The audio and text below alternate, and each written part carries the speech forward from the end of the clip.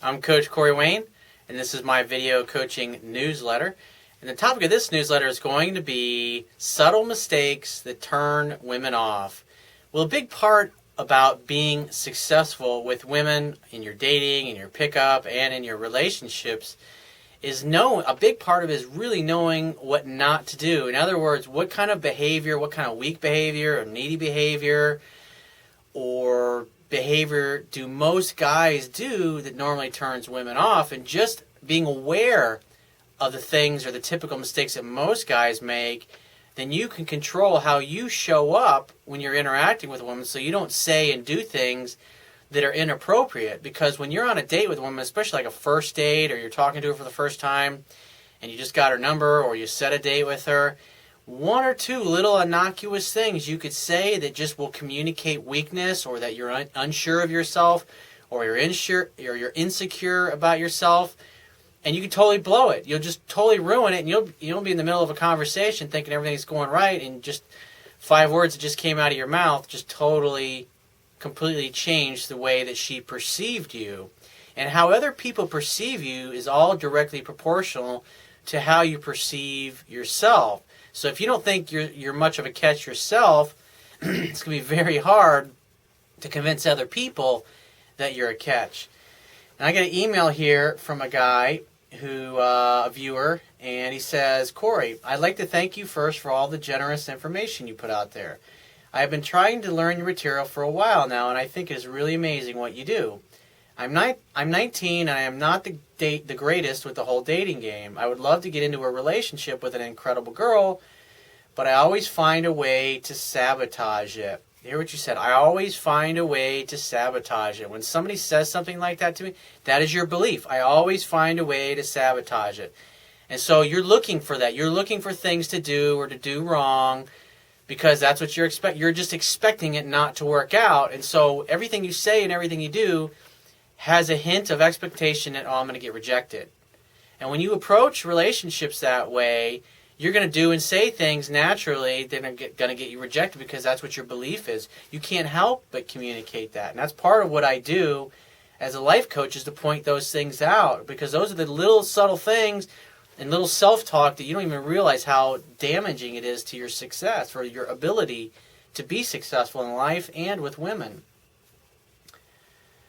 He says, I met this girl at a graduation party of one of my friends. Her best friend was dating my friend, the one who had the party. And she started talking to me and wanted my number, so we exchanged numbers. I mean, that communicates she asked for your number. It means she liked you. And obviously, because you're friends with, you guys have mutual friends, so right away, because your buddy is successful with chicks, she just assumes since you're his friend, you must be successful with women too. And so therefore, she asked for your number.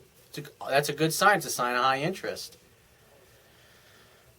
He says, my friend told me that she still was talking to this other guy too, and to be careful. My attitude is, you don't have any competition. Who gives a fuck about other dudes? Most guys don't know the stuff that I teach, and so if you learn the stuff that I teach and you just apply it over time, the other guy's going to end up screwing up. And even if she liked him more initially, she'll end up rejecting him and choosing you, because over the long term, you'll demonstrate more strength characteristics and sexually attractive characteristics that more than the other guy would. And that's why plus he'll be doing things that make him come across as being weak. He says, after talking to her about a week, we went out on a date. Unfortunately, it was just to the movies. You never do shit like that. And the other thing is, you said talking to her for a week. The only reason you talk to a girl, if she took your number, does that mean that she reached out to you? Because the first time a chick reaches out to you, then your job is just simply to arrange a time to get together. There was this great Adam Carolla quote I read a while back, and he basically says this about women. He says, when a woman likes you, she makes it really easy. It's because she opens the doors for you, and all you literally have to do is just walk through. But if the doors start shutting in your face, then you need to walk away. And so in this particular case, this girl liked you. She had she had a real high level of attraction for you. She asked you for your number, and more than likely she probably, I would imagine, texted you first.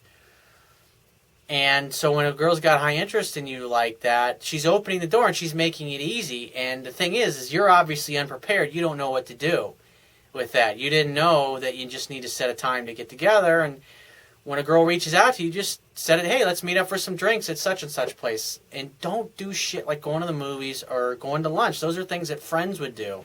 And if you want to get rejected very quickly, keep doing that stuff. He says, let's see here. He says, I honestly didn't think it would go all that well because she smokes and drinks and I'm not completely into all of that, but I would date someone like that. Well, that's the other thing is, like, you got to know what you want in life. You got to know what you're looking for. And if you're not a smoker and you're not into drinking, then you shouldn't be dating chicks that do those kinds of things. Because if you're trying to compromise your values, and what will happen is, say you get on down the road with the relationship, and then at some point, because you don't like the fact that she smokes, but you only went along with it in the beginning because you wanted to get a piece of ass.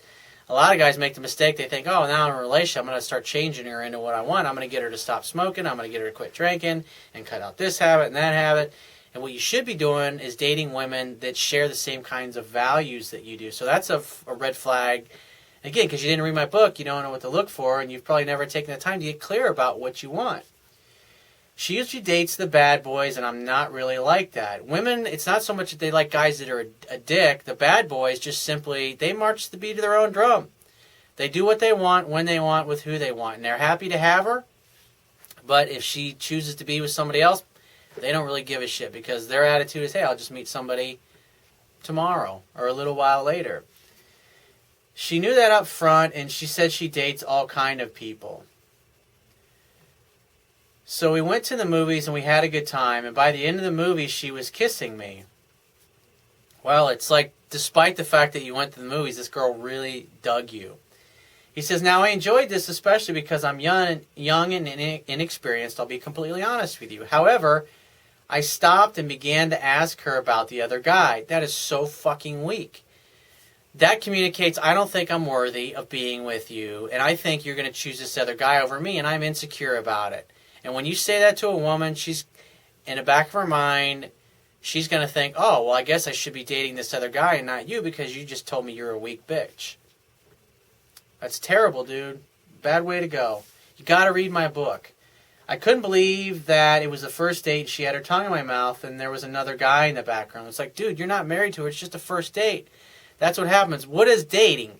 Dating, courtship, it's simply, you just simply create an opportunity for sex to happen. At the end of the day, that's the whole point of going out and courtship. I mean, yeah, you can get married, and you can have a relationship and all that stuff.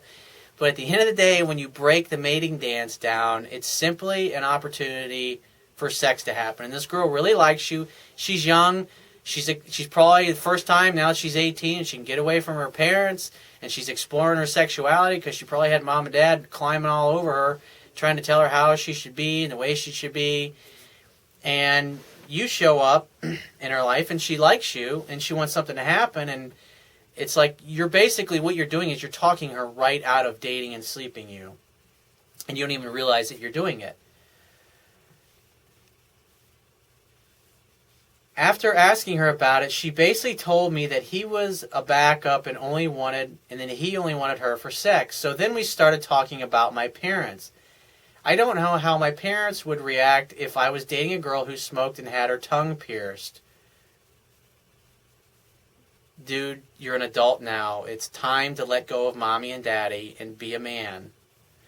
Even though I am 19, the way I look at it is I'm living under their house, so it's their rules. It's okay, dude, but still, be a fucking man. It's none of their fucking business. You're an adult now. Maybe I'm just being too worried what they will think. And I say, yep, if you're worried about what your parents are going to think, you're going to fuck your relationships up. Because more than likely, your parents probably don't know what the hell they're doing either. Only about 3% of the couples really get it. So then the next day after we hung out, she texted me at 1 a.m., and I didn't get to reply to it until I got back up to work at 6 a.m. I told her that as soon as she got back from her dad's, we should hang out. After a while, she didn't reply, and I sent another message saying that I was 99% sure that my parents would accept and like her just as much as I did. dude, that's approval-seeking behavior. So you texted her, and you probably sat there and was like, oh my God, she isn't responding. I gotta let her know that I like her and that my parents approve of her. And it's like, dude, you sound like a fucking 12-year-old. I'm sorry, but that's the way you're coming across here. You're sounding like a little boy that needs mommy and daddy to hold his hand through everything. He says, yeah, I know I messed up, Pat. And then she replied with, wow, we only hung out 3 times, so slow down, baby. And then he says, I apologized and told her I was just stressed. And she basically said, if you say so. In other words, she's saying, you're totally full of shit. And what you just said to me is trying to make up for the fact that you knew you just said something you shouldn't have. And you looked weak. See, well, it's like women know. And even at this young age, she gets that. She totally saw right through your bullshit excuse and realized that what you said was inappropriate. And she called you out on it. He says, I then said, yeah. And she said, okay, babe. So basically after that, I told her I wanted to hang out, but she was going to a grad party tonight, and I couldn't come along. Well, I didn't know anyone, or that I could come along. And so I guess he apparently went to the party. He says, I didn't know anyone there, and just it seemed awkward. Well, you should improve your social skills by learning to talk to people just by asking them questions, asking their opinion. Like, what do you do for a living? What do you make? You know, like, the age you're at, I would assume that most people are in college. Hey, what are you majoring in? What do you go? Oh, wow, really? How'd you get into that?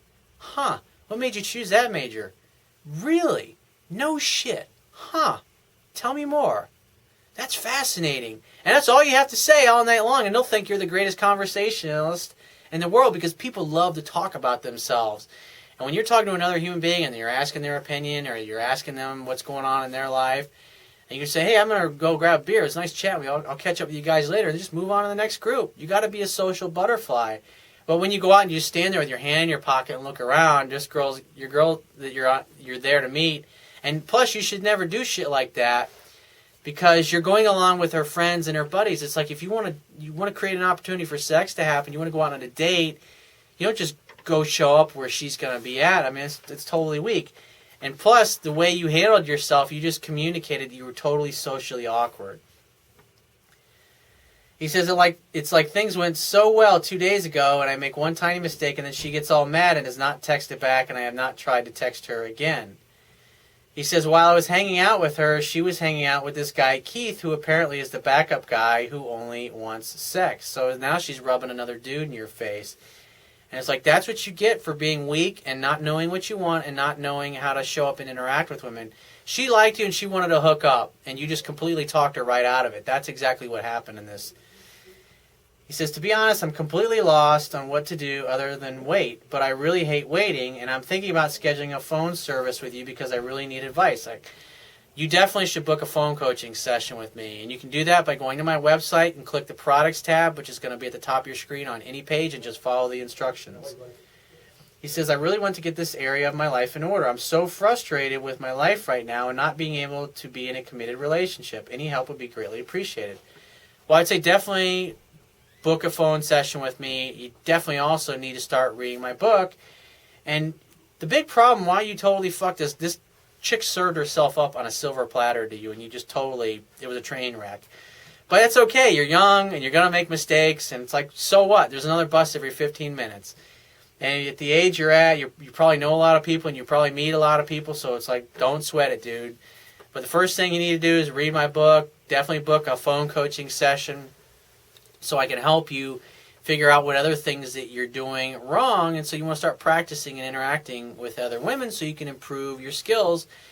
But like I said, I wouldn't do anything. If you haven't heard from this girl, just walk away from her and just say, you know what, I just totally fucked up. Because there's so many things that you did wrong in here that I pointed out. It's just, I can tell you hadn't read my book and you're just completely clueless of where to start. And so if you read my book, then the light bulbs will go off in your head and you go, ah! And you'll realize exactly what you did wrong in that first date. Obviously, I pointed out a lot of them, but there's probably a lot more that you didn't even share here. So if you have a question that you want to ask me, there's a topic you want me to cover in a future video newsletter, go to my website, click the Contact Me tab, which is going to be on the left-hand side of your screen. Send me 1 to 2 paragraphs max, detailing your questions, your situation, and your challenges. And just give me several days to get back to you with a response because I get a lot of email from the internet. And I also get a lot of it from paying phone coaching customers, but be patient and I will get back to you.